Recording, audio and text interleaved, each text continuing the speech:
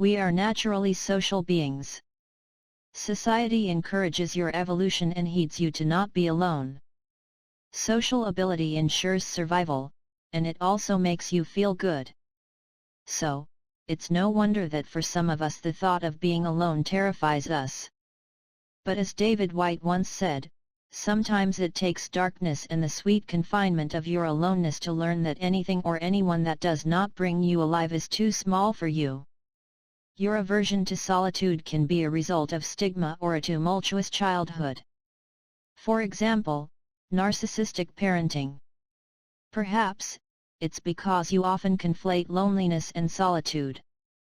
Loneliness is a negative state marked by isolation, whereas solitude is being alone without feeling lonely.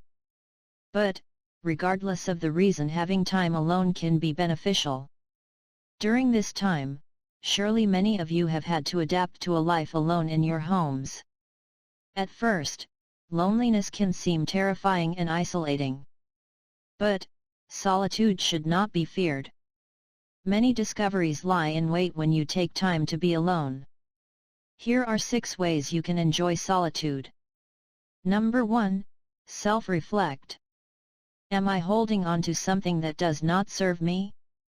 Am I living intentionally or what matters most to me in life? These are just some examples of the answers your solitude can fetch for you. Time alone affords you time for self-reflection and self-healing. In solitude, you can turn inwards and assess your needs and thoughts and find solutions to pressing problems. Solitude helps you achieve a degree of mental clarity that you might not have been aware that you needed. Number 2, find joy. How often have you had to make the choice between turning in early or pulling an all-nighter on a weekend? One way to make use of alone time is to find joy. Often we're bogged down by all the things that we have to do and we push aside what we want to do.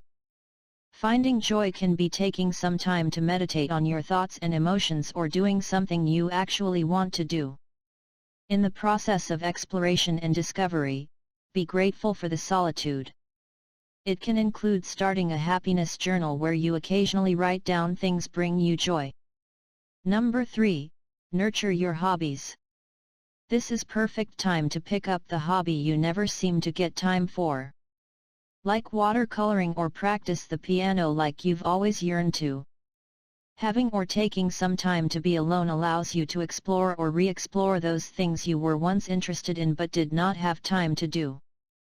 Nurturing your hobbies not only increases your skill levels but forces you to engage creatively in something, which in turn helps your brain's development. Number 4, take time for self-care. What is your ultimate go-to self-care? Have you sorted out your winter wardrobe yet? Self-care comes in many different packages. For some it's a physical practice, soaking in a hot bath, painting your nails or doing your hair. For others, it means disconnecting from social media, practicing yoga, or cleaning.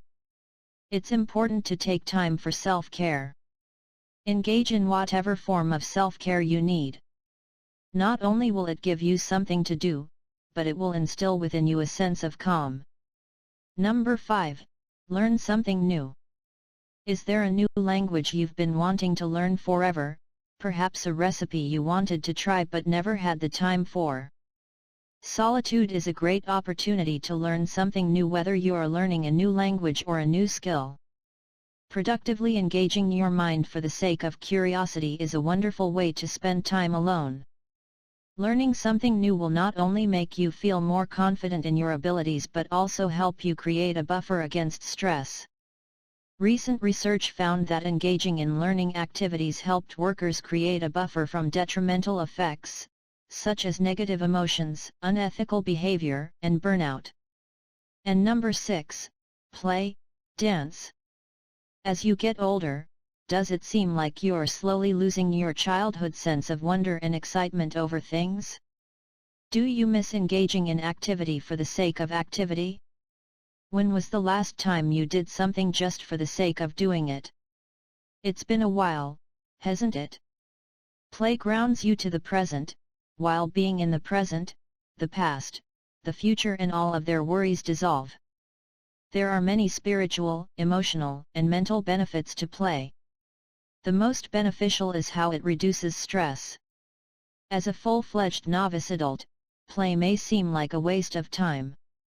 And even if you are intrigued by the idea, how would you even play? Well, one way is to develop and retain your sense of wonder. Get curious about even the simplest things, that is the essence of childhood. Solitude is not just a moment in time, it can also be a state that you go into to find answers about yourself and the world around you. There are many ways to find solitude. On a hike, in between the lines of poetry, or during meditation. Being alone does not have to be scary, it's a part of your journey back to your true self. It is worth the time, investing in knowing yourself a bit better, an opportunity to nurture love, find joy, and get curious.